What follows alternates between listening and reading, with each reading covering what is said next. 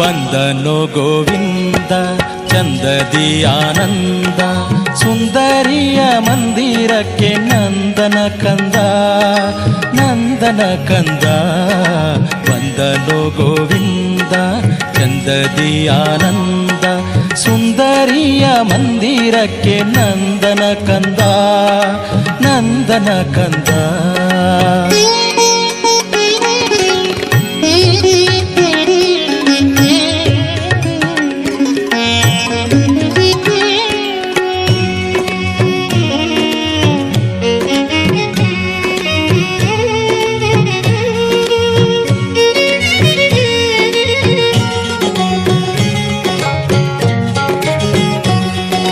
ಕಾನನದಲ್ಲಿ ಬಲು ಧೀರನಾಗಲ್ಲಿ, ವೇಣುನಾದವು ತಾ ಕೂಡಿ ಮೋದವು.